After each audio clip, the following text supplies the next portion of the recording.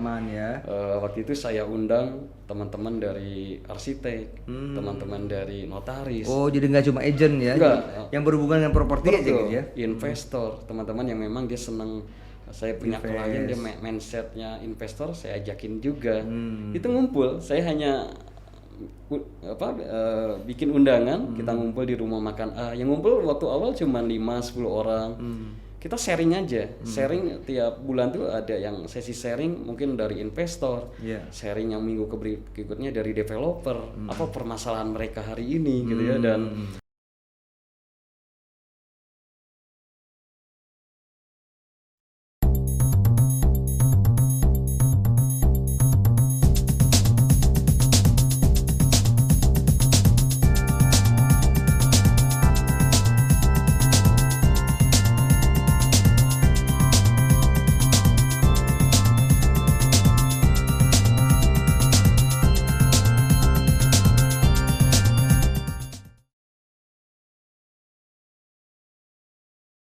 Assalamualaikum warahmatullahi wabarakatuh. Salam sejahtera, Waalaikumsalam. RB People. Apa kabar? Mudah-mudahan selalu sehat, sukses, dan bahagia. Selamat datang di channel YouTube DPC RB Bandung. Kali ini dengan host Tatang Nugraha. Dan kita sebagaimana biasa akan mengundang teman-teman yang expert di bidangnya masing-masing dan mempunyai prestasi juga di bidangnya masing-masing. Dan semoga itu bermanfaat buat kita semua. Kali ini kita kedatangan tamu yang spesial juga. Beliau pernah menjadi asuransi, kemudian menjadi agent properti dan sekarang menjadi prinsipal yang cukup berhasil. Beliau bernama Pak Yoga dari Prolove. Dan sebelum berlanjut, jangan lupa untuk subscribe, like, dan nyalakan notifikasinya sehingga Anda akan mendapatkan pemberitahuan untuk video-video berikutnya. Baik, mari kita sambut Pak Yoga. Assalamualaikum. Waalaikumsalam. Selamat datang, terima kasih sudah hadir di studio DPC RB Bandung. Wah, keren nih. Ya, ini ala kadarnya ya, mungkin tidak sebagus yang lain, tapi mudah-mudahan materinya akan bermanfaat buat teman-teman kita, pemirsa, para agent properti yang sudah bergabung di RB maupun yang bergabung di RB.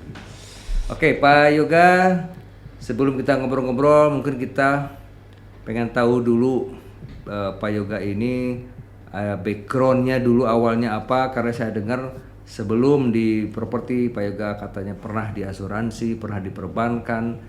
Nah, jadi sekarang kita pengen tahu dulu nih. Silahkan Pak Yoga. Oke, terima kasih Pak Tatang. Halo para property lovers ya. Kami menyebutnya para pebisnis properti itu adalah property lovers. Oke, good. Kalau kami dari RB People. Oke, RB People ya hari ini ya. Kita sebut RB People. Oke. Terima kasih Pak Tatang atas undangannya nih, keren banget nih DPC RB Kota Bandung nih. Terima kasih. Event yang menginspirasi.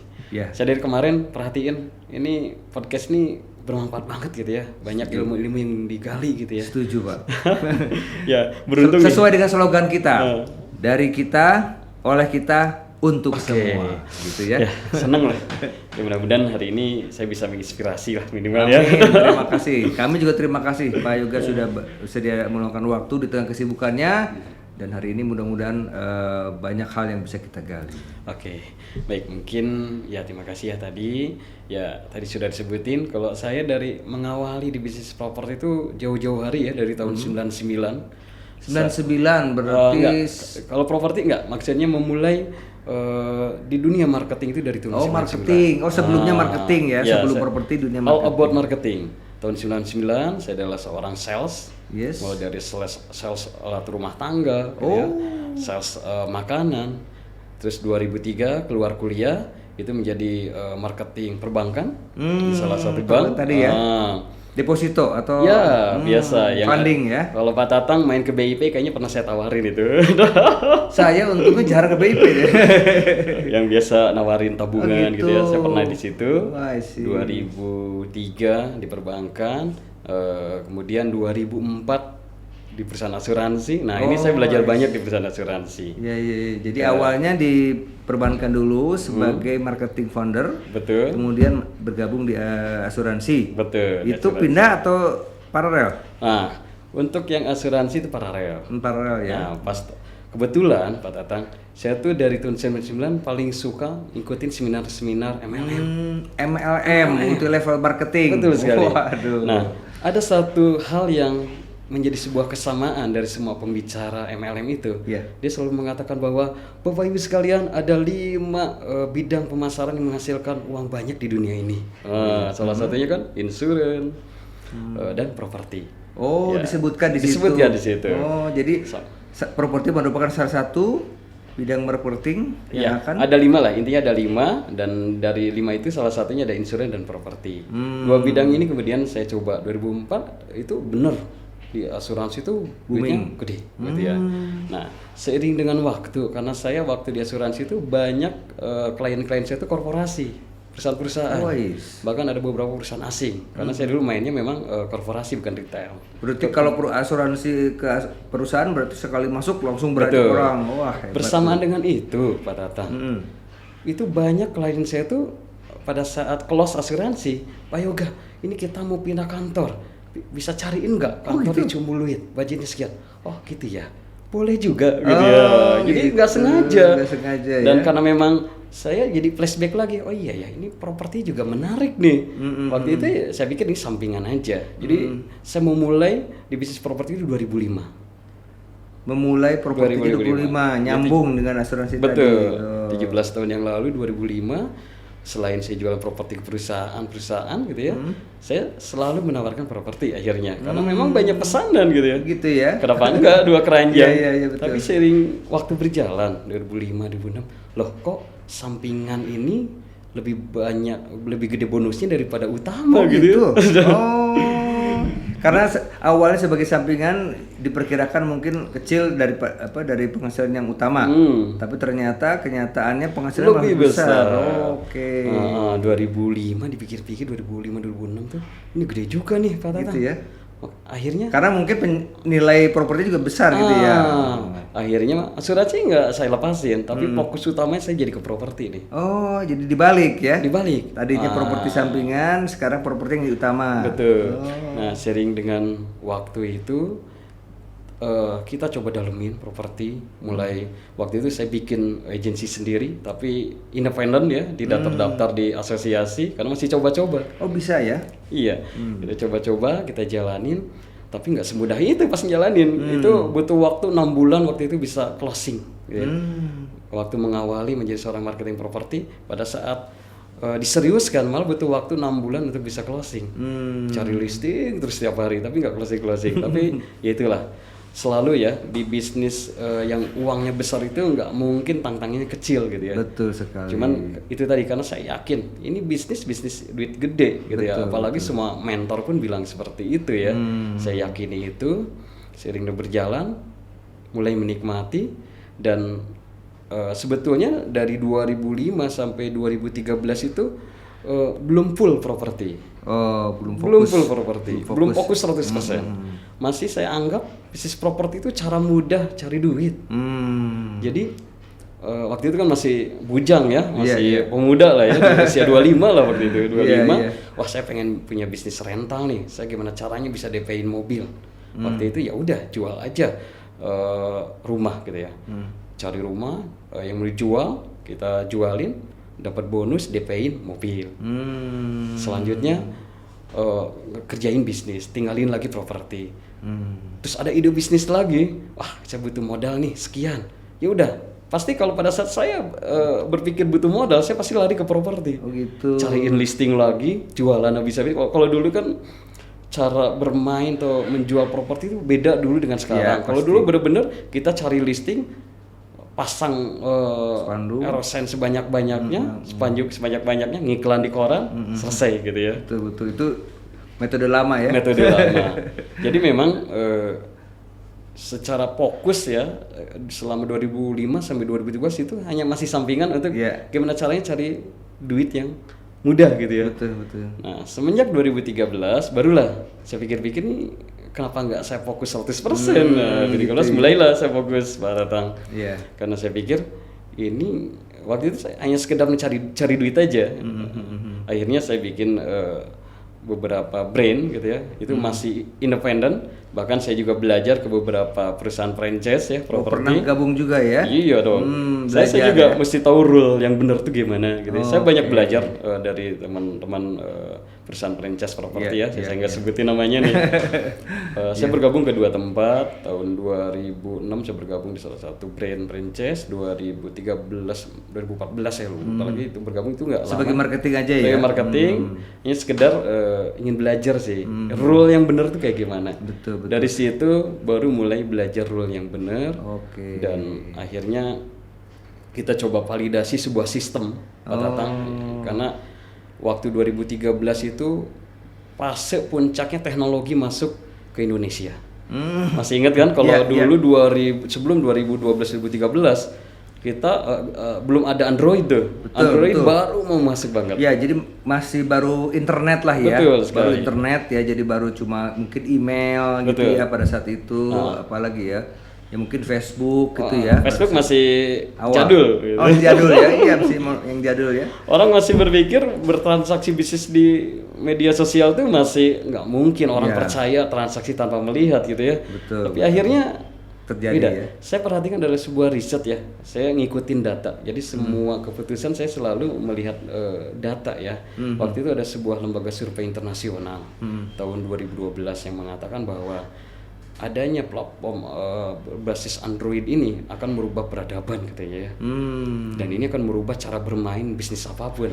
Di saat teknologi user ini semakin besar, ini akan merubah banyak hal. Sampai dalam survei itu mengatakan betul hari ini mungkin orang belum banyak yang berinteraksi atau bertransaksi di internet. Tapi berdasarkan penelitiannya bahwa 3 tahun 4 tahun akan datang akan meledak. Karena waktu itu di Indonesia dalam waktu setahun aja udah kelihatan. Naik ya. Betul. Seiring masuknya Android. Nah, dari situ saya berpikir total tuh.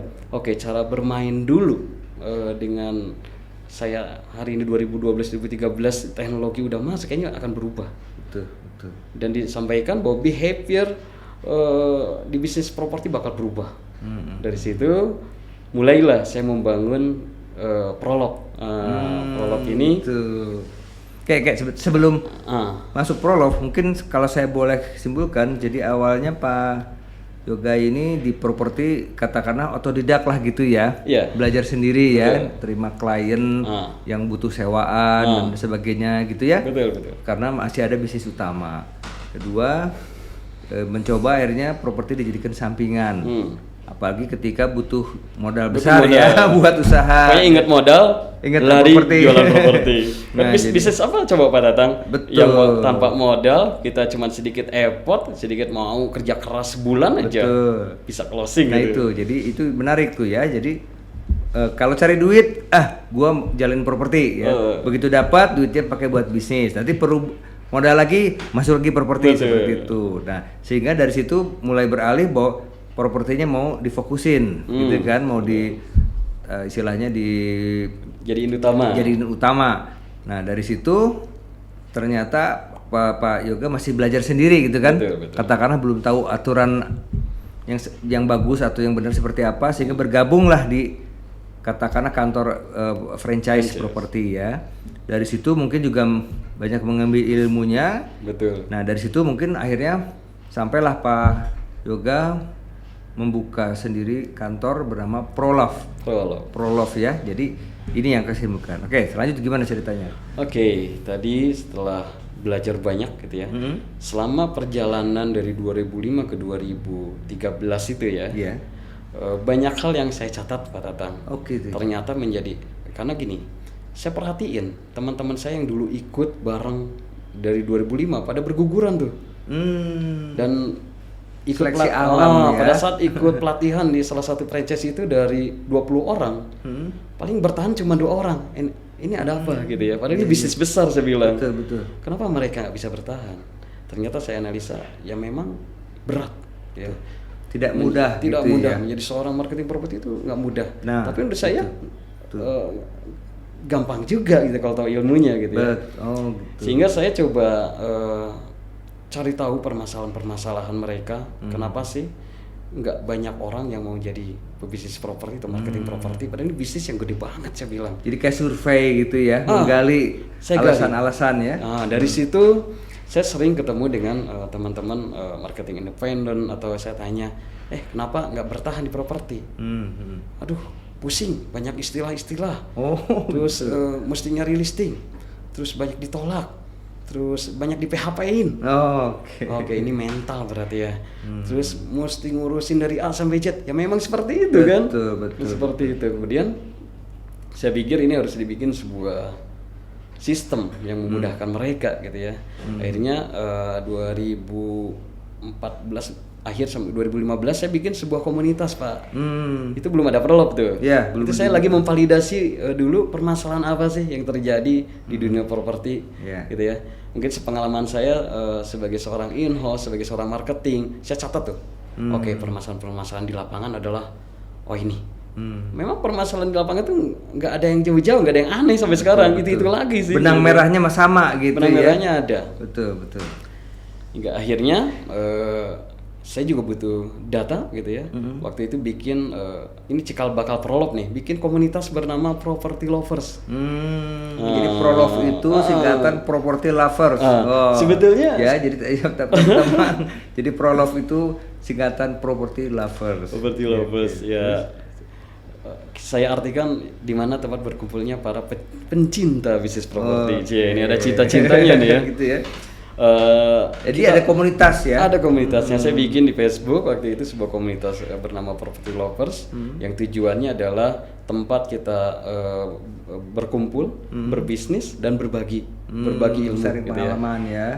Waktu itu saya undang teman-teman dari arsitek, teman-teman dari notaris. Oh, jadi nggak cuma agent ya? Enggak. Yang berhubungan dengan properti aja gitu ya? Investor, teman-teman yang memang dia senang. Saya punya klien dia mindsetnya investor, saya ajakin juga. Itu ngumpul, saya hanya bikin undangan, kita ngumpul di rumah makan A. Yang ngumpul waktu awal cuma 5-10 orang. Kita sharing aja, sharing tiap bulan tuh ada yang sesi sharing mungkin dari investor, sharing yang minggu berikutnya dari developer, apa permasalahan mereka hari ini gitu ya, dan menginspirasi juga, sama ngobrol aja, kongkow lah ya. Betul. Tapi dibikin sebuah kopdar lah namanya.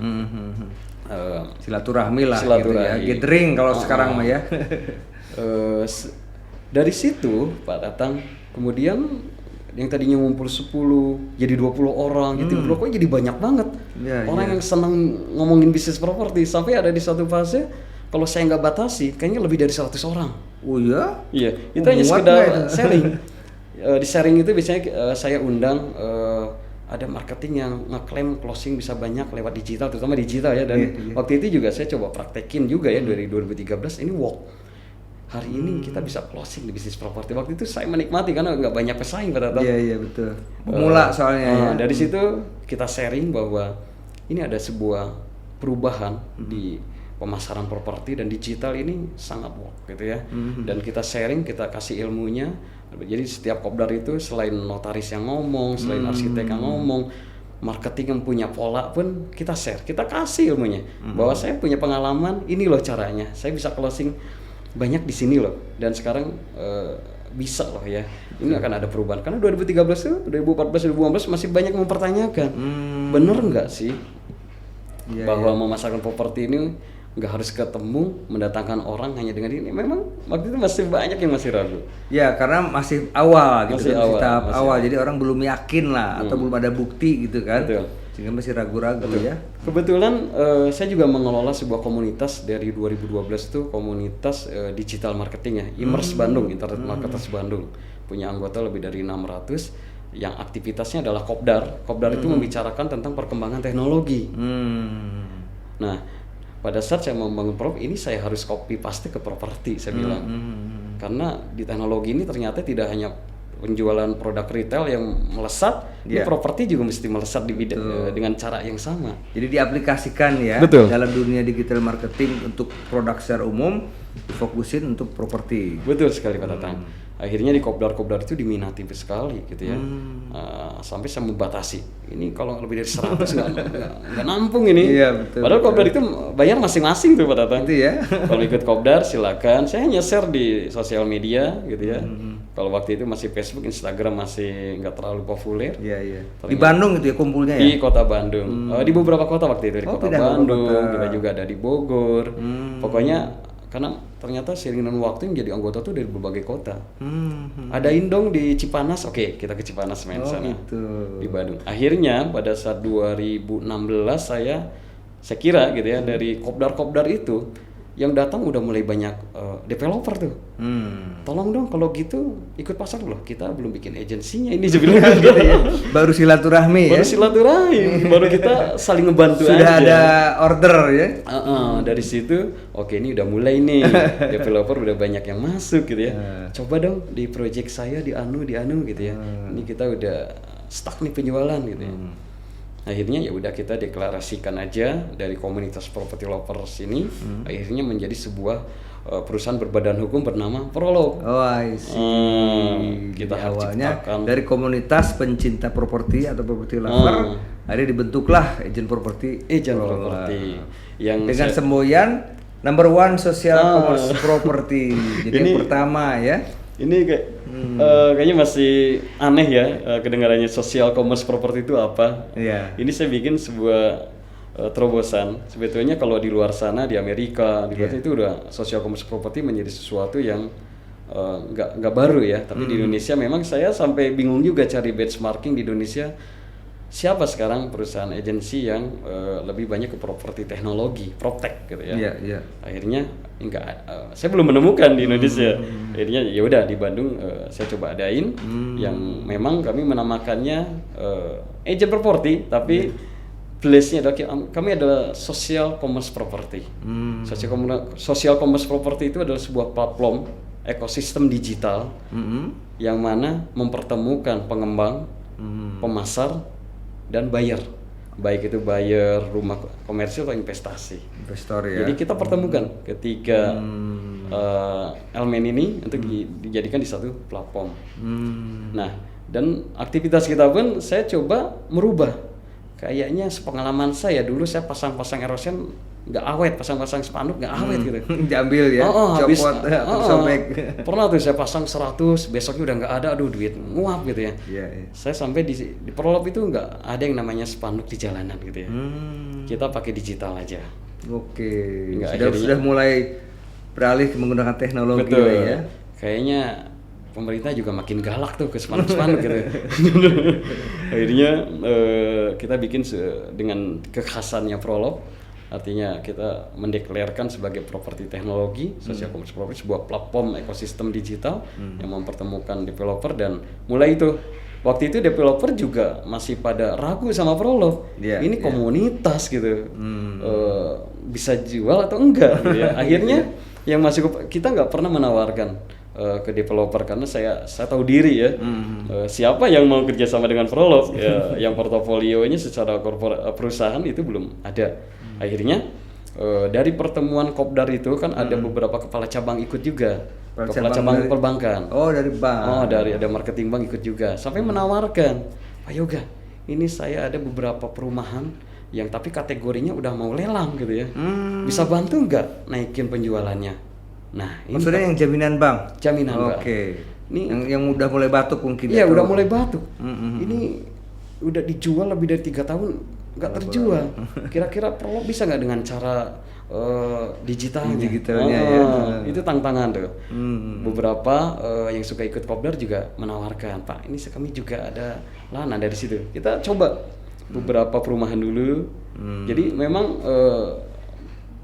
awal-awal kita mainnya di primary aja, secondary nggak saya mainkan. Oh gitu. Jadi awalnya developer ya pegangannya. Kita hanya primary aja, primary dan hanya yang mau kerja sama eksklusif. Oh eksklusif. Dan kita pun nggak banyak ya, baru cuma 1, 2, 3. Waktu itu hanya 5 perumahan pertama yang kita pasarkan, dan tantangannya adalah perumahan tersebut dalam kondisi penjualannya berat gitu ya, dia udah lebih dari 2 tahun 3 tahun tidak terjual. Akhirnya dicoba sama kita bikin sebuah sistem, dan alhamdulillah Pak Dadang ternyata izin Allah yang mau collab ini sehat kembali. Oh gitu, wah. Sehat kembali. Sampai ada satu developer kita bikin kopdar di Cipanas, ingat banget 2016 tuh. Kopdar yang datang ada member, ya biasalah kalau kopdar. Dan ada developer. Pak, bisa bantu kita nggak? Kita udah habis tenaga nih. Saya udah nggak ada motor, nggak ada mobil. Saya sendiri pun ke project jalan katanya. Oh iya? Pakai angkot katanya. Developernya tuh. Betul. Waktu itu saya, oke, perumahannya apa? Ada di Cipanas. Oke, saya survei ya. Saya survei, ternyata ini bukan perumahan yang nggak laku, saya bilang. Tapi ini kayaknya developer belum bisa ngasih value lebih nih. Ini ini nggak cocok buat perumahan, ini cocoknya rumah villa, saya bilang ya. Iya pasti. Kita ya, create, puncak, ya. Kita coba create. Dan kita juga kalau di digital itu kan enak Pak Tatang. Kenapa? Kita bisa tahu data. Big data kita bisa mainkan. Kita bisa mainkan. Saya cek di Google, di mesin-mesin pencarian. Orang yang mencari properti di puncak itu ternyata faktanya 50 sampai 60% itu orang Jabodetabek. Oh. Sedangkan selama ini dia hanya masarin lokal. Ya. Dari mall ke mall lokal aja. Akhirnya kita rubah, kita bidik iklannya ke Jabodetabek. Jadi konsepnya dirubah jadi villa. Jadi villa, Iya, dan ngebidik iklannya langsung ke investor, karakter investor lewat digital kan enak tuh. Betul. Dan alhamdulillah dalam waktu 3 bulan kita bisa habisin tuh. Habis. Iya, hampir berapa unit ya waktu itu? 76 unitan kalau nggak salah. Jadi konsepnya dirubah ya. Kalau awalnya mungkin si developer dia bikin perumahan buat orang di sekitar lokasi. Nah, ternyata penjualan tidak maksimal gitu kan. Betul.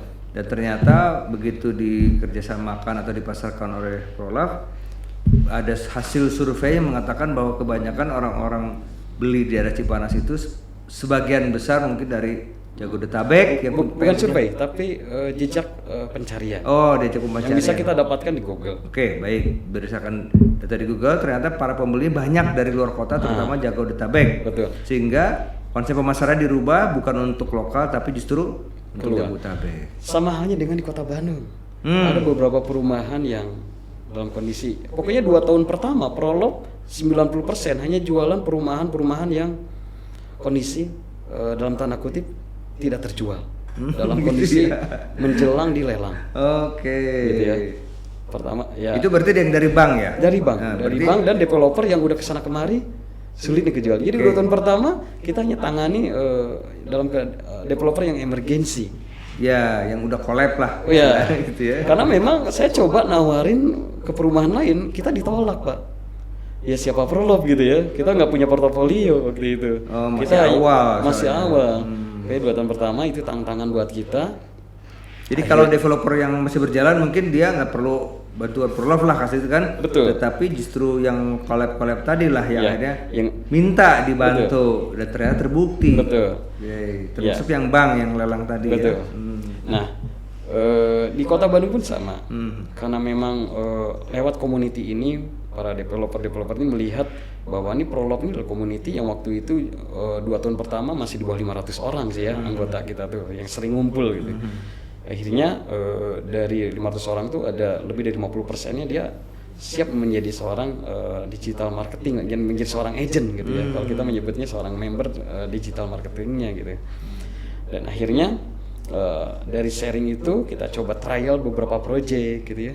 Mereka bisa selesaikan masalah developer gitu ya. Setelah kita latih mereka, ternyata mereka bisa praktekin. Dan akhirnya seiring dengan waktu, singkat cerita, dari perumahan-perumahan yang tadinya yang masuk ke Prolove itu perusahaan yang emergency, tahun ketiga baru nih kita pede nih ngajakin nawarin ke beberapa perumahan-perumahan. Dan Prolove itu segmentasinya kita waktu itu 70% kita hanya ambil perumahan menengah ke bawah. Yo, gitu Ya. Yang mudah dijual aja Iya, lah. iya, yang katakanlah yang kebutuhan rakyat banyak lah gitu ya. Betul, kita banyak. lihat. Karena kita lihat data, Pak. Betul. Kebetulan pada saat mengawali Prolove itu, kita Prolove positioningnya mau ngambil segmentasi menengah ke atas, menengah ke bawah. Mesti ada yang dominan, nggak bisa dua-duanya diambil. Betul, betul. Karena saya lihat angka backlog waktu 2016, ya 2015-2016, angka backlog tuh angka kebutuhan properti ya. Orang membutuhkan properti yang dianalisa oleh pemerintah ini ada waktu itu 13 juta. Kalau waktu itu ya, bahwa terdata di Indonesia tuh ada 13 juta orang yang membutuhkan rumah. Di Bandung Raya itu disebutkan ada sekitar 2,5 juta jiwa orang membutuhkan properti. Ya. Apalagi yang tidak terdata kayaknya lebih dari itu. Betul. Dan yang membutuhkan properti itu ternyata 90%-nya harga di bawah 500. Wah, ini menengah ke bawah sih itu, bilang. jadi tadi saya bilang itu kalau ibarat katakan mobil Avanza Xenia gitu ya, yang dibutuhkan banyak dan laku. Saya ambil Xenia aja lah. Jadi akhirnya diputuskan positioning Prolog kita hanya ngambil pasar menengah ke bawah. Gitu. 70% kita. Tapi yang di atas 1 miliar pun kita jualin, tapi nggak banyak ya. Kita akan optimalkan di situ. Karena kalau menurut saya memang baik properti maupun bidang lain itu ada sebenarnya segmentasi bentuknya piramid. Betul. Ya kan, makin ke bawah ya makin banyak pasar. Cari yang butuh aja. Nah, ini pun berdasarkan pengalaman juga ternyata kenapa nggak banyak marketing bertahan karena sulit menjual properti karena dijualnya pemula udah jual yang gede-gede gitu. Nggak masalah sih kalau dia kuat mental ya. Nah, itu masalahnya kalau dia nggak kuat tenaganya, modalnya nggak kuat ya berat juga. Makanya kita kebanyakan Pak Tatang bukan di Kota Bandung, malah Kota Bandung ada sih, tapi yang harga di atas 500 lah udah jelas ya. Kabupaten berarti ya. Banyaknya di penyangga sekitar Kota Bandung. Jadi yang saya bidik itu adalah penyangga Kota Bandung. Sekarang 70% proyek Prolog kebanyakan ya penyangga Kota Bandung, Cimahi, Padalarang, Bala Endah, Kabupaten Bandung. Dan semua primary. Semua primary. Bukan secondary. Betul. Primary itu dari 2016 semenjak saya difokuskan sampai 2020 itu hanya primary. 2020 sampai 2020 waktu awal corona kita primary. Dan mulai dari 2020 kita munculkan secondary-nya. Karena seiring dengan permintaan juga ternyata Pak Tatang. Ya, masih ada juga pasarnya gitu kan. Ya bukan ada lagi, banyak banget gitu. Jadi kue bisnis properti kayaknya ini gede banget. Makanya nggak mungkin bisa saya cuman ngabisin yang di sisi ambil fokus yang di pinggir-pinggir aja. Di saat yang lain mungkin ya kebanyakan di tengah kota, ya udahlah saya cari pinggir aja gitu. Nah, justru itu tadi. Jadi karena orang banyak kerebutannya ke kota kasar gitu ya. Nah, Pak Yoga ngambil yang pinggiran. Nah, justru akhirnya banyak kelimpahan karena nggak banyak yang main di situ gitu ya. Betul. Dan yang paling penting itu gimana caranya saya berpikir ini marketing atau saya menyebutnya itu bukan marketing kalau Prolog member. Ya, member Prolog ini happy. Dia itu nggak lama menjadi marketing properti bisa closing, jangan kayak saya 6 bulan dulu gitu ya. Gitu ya. Saya mesti siapkan produk yang tepat. Harus cepat belajar, akhirnya cepat transaksi, ya cepat dapat komisi gitu ya. Seiring dengan waktu teman-teman juga ternyata karena mungkin klien udah bertambah, leads yang menghubungi udah banyak. Pak Yoga ini banyak yang nanya secondary, ya udah kita adain aja kalau gitu. Nah itu kalau begitu marketingnya apa dibuat tua kan biasanya setahu saya kalau marketing katakanlah ngurus primary biasanya kita buat berbeda cara. Caranya berbeda. Kemudian kalau secondary juga berbeda. Apakah semua marketing bebas mau secondary mau primary atau dibedakan? Kita bebaskan. Tapi tentunya ada pelatihan yang khusus. Ya tadi pasti. Kekuatan Prolog itu kita punya yang namanya Prolog Academy Pak Tatang. Waduh. Kita punya Prolog Academy dari 2000 kita mulai awal Prolog itu kita punya Prolog. Karena ternyata orang yang hadir di Prolog hari ini 90%-nya bukan broker properti Pak Tatang. 90%-nya bukan broker properti. Dari berbagai latar belakang. Oh gitu. Ada mulai dari ibu rumah tangga, ada guru, ada dosen, bahkan ada dokter, ada perawat, ada Gojek. Ternyata saya cek datanya. Hari ini kan ada sekitar 3.000 member kita. Dari 3.000 member. Dari yang tadi 10-20 orang tadi ya. Sekarang anggotanya komunitasnya sudah 3.000 gitu ya? Ya, udah lebih dari 3.000. Ternyata saya cek datanya, ini karakteristiknya bukan pemain properti, cuma 10%-nya gitu. Dari itu kita bikin Prolog Academy yang tujuannya adalah membantu member-membernya atau marketingnya itu untuk meningkatkan skill, attitude gitu ya. Kita bikin pelatihan, jadi kalau di Prolog itu tiap hari ya kerjanya adalah mengedukasi. Kita bikin kelas, kalau untuk emak-emak nih ada kelas khususnya. Buat kolonial ada nih, untuk milenial adain juga gitu. Seperti itu dan akhirnya mereka bisa belajar cepat. Kan bisnis properti saya bilang masalah hari ini tuh bukan mencari buyer, Pak Tatang. Ini kadang saya sering banyak curhatan dari teman-teman marketing ya. Susah banget bisa properti karena nggak closing. Banyak sering di PHP-in. Nah, ini kan masalah klasik itu kan PHP-in. Sebetulnya itu bukan masalah. Ini adalah sebuah tantangan yang kalau diselesaikan akan menjadi cuan gitu. Contoh, saya sering panggil ya member-member atau kita diskusi dengan marketing tuh. Sebulan bisa dapat leads berapa, dapat kontak berapa? Yang kontak ke Anda ada berapa orang? Ada yang bilang 10, 20, 50 gitu ya. Itu banyak banget. Tapi bisa closing nggak? Kebanyakan itu enggak. Ada yang mengatakan, aduh saya udah ada 20 yang nanya-nanya, tapi kok nggak closing? Sering dengar nggak kira-kira Pak? Iya, pasti di dunia marketing itu banyak marketing yang katakanlah tadi udah listing banyak, udah promosi luas tapi belum closing. Dulu saya alamin dulu. Waktu gitu awal ya? itu saya ngelisting lebih dari 100 listing. Hampir berapa hari sekali dapat leads, tapi closing kagak gitu. Apa tuh jadinya? Ya, akhirnya saya renungkan dan saya coba ingat-ingat ya di bisnis properti hampir sama di bisnis kayak bisnis asuransi. Jadi pengalaman di bidang asuransi itu ini nggak mubazir tuh. Bagus ya. Di mana kita menjual sebuah produk bisnis yang tanpa produk. Iya. Dan memang kita nggak menawarkan produk, tapi menjadi seorang konsultan, memberikan solusi. Di bisnis properti pun sama. Akhirnya saya ke member Prolog, saya pastikan bahwa bisnis properti itu gampang banget. Dapetin calon pembeli, saya bilang Anda pemula banget, hari ini bikin status deh. Kalau dirasa nyari calon pembeli gampang, sulit, 5 menit kamu bisa dapetin. Ya kayak contoh ya, mungkin bisa dicoba juga sama teman-teman pemirsa ya.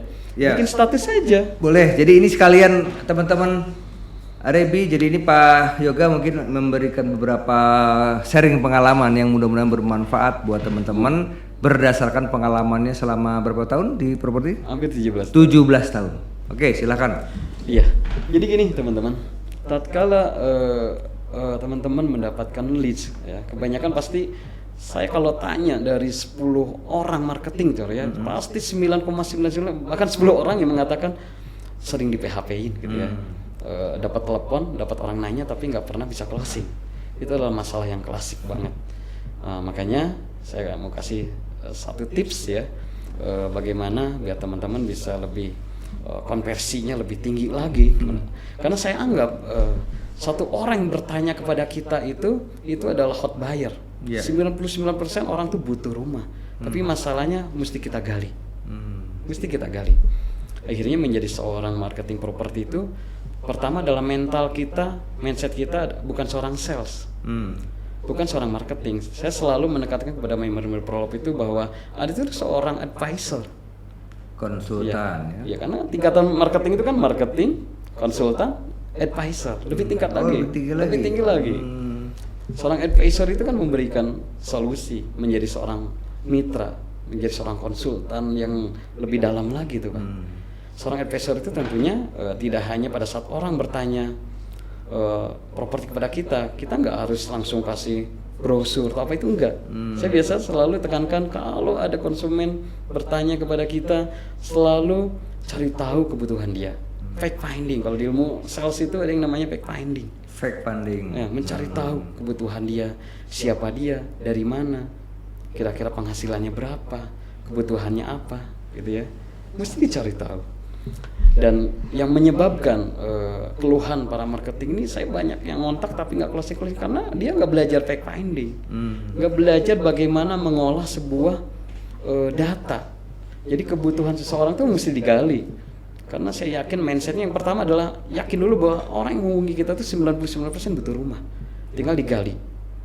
Bapak kebutuhan rumahnya, biasanya kita mesti tahu motif orang beli properti itu apa. Biasanya pengalaman saya 17 tahun hanya ada 3 kok motif orang beli properti. Apa itu? Yang pertama adalah biasanya motif itu saya selalu mencari tahu motif dia membeli properti apa. Yang pertama adalah dia beli properti untuk apa? Apakah untuk rumah tinggal? Apakah untuk investasi, rumah investasi? Apakah untuk gift, untuk hadiah? Seorang orang tua ngasih ke anaknya, atau sebaliknya anaknya ngasih ke orang tua, atau kita mau ngasih ke istri pertama, kedua. Wah, Cuma bahaya tiga itu. Jadi kalau 3 ya, pertama beli pakai sendiri, 2 beli untuk investasi, atau beli untuk orang lain. Orang lain. Siapapun itu, terserah. Siapapun itu. Nah, kalau kita nggak mengetahui motif dia membeli properti untuk apa, Pak Tatang, ya sulit kita eksekusinya. Biasanya kita akan tahu. Contoh, kalau dia ternyata mau beli properti untuk rumah tinggal, kita mesti tahu psikologis orang. Kalau orang cari properti itu ke rumah tinggal dia, kira-kira apa? Pasti ke psikologisnya adalah dia pengen anaknya aman, istrinya nyaman ke tempat belanja, keamanannya satu pintu, bagaimana keamanan di perumahan tersebut. Ya, disitulah kita kasih solusi.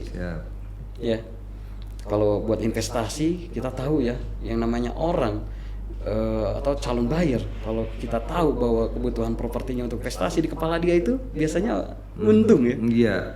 Cuan. Ya kita bisa jawab dengan strategi bagaimana menjelaskan bahwa properti ini akan menguntungkan untuk dia. Kalau untuk gift, untuk hadiah, kita cari tahu hadiahnya buat siapa, putranya cocok banget sih bilang. Karena saya tahu kalau untuk hadiah, seorang orang tua menghadiahkan properti ke anaknya, pasti dia menginginkan sebuah keamanan buat anaknya, kenyamanan.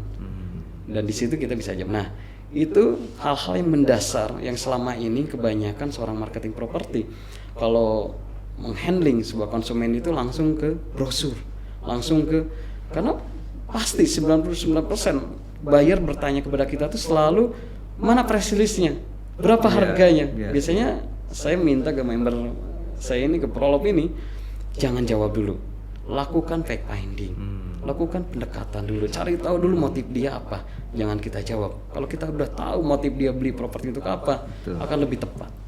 Kita dapat ke psikis, ke psikologisnya dapat. Itu kira-kira itu. Ya, bagus. Terima kasih Pak Yoga. Dan ini pernah saya dengar juga dari salah satu teman saya dulu yang sukses menjadi seorang marketing di salah satu franchise besar juga.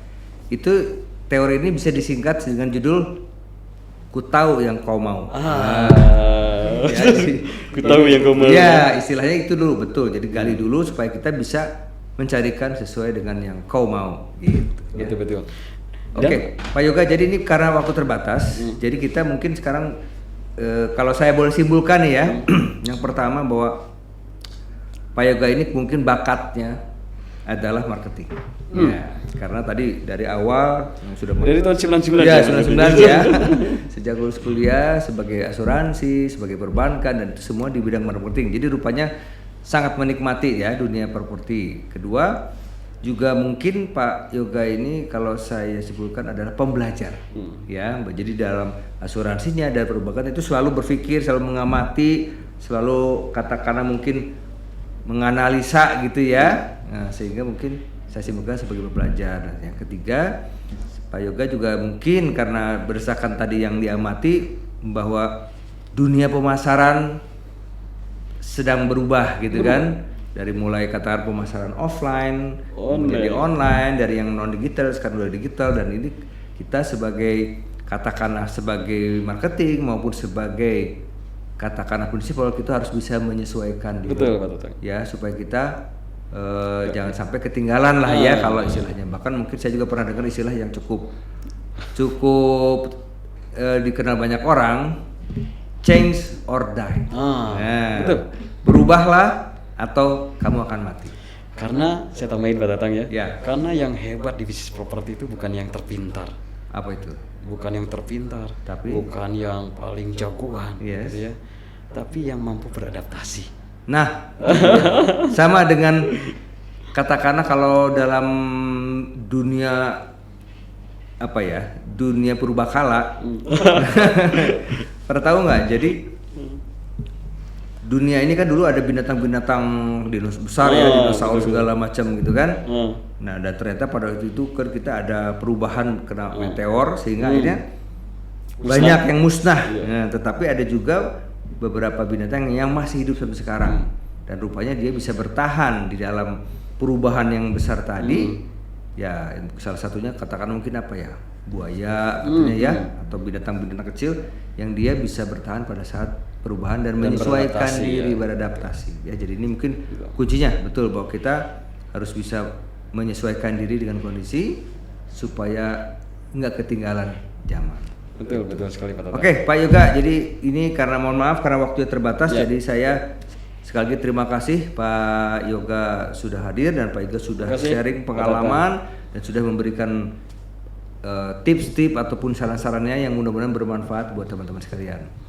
Baik, Rebi People, demikian wawancara kami dengan Pak Yoga dari Prolove ya, dan ini mudah-mudahan tadi bisa kita simpulkan bahwa Pak Yoga ini adalah sebagai bakatnya di bidang marketing, kedua sebagai pembelajar yang selalu menganalisa, selalu belajar dan selalu meningkatkan diri, dan yang ketiga sekarang Pak Yoga sedang mensosialisasikan apa yang disebutnya digital marketing, apa yang disebutnya dengan pemasaran digital dan sebagainya ya. Dan ini mungkin menjadi salah satu contoh bahwa kita harus menyesuaikan diri dengan keadaan. Oke, teman-teman RMB People, demikian untuk hari ini, semoga bermanfaat. Sampai ketemu di video berikutnya.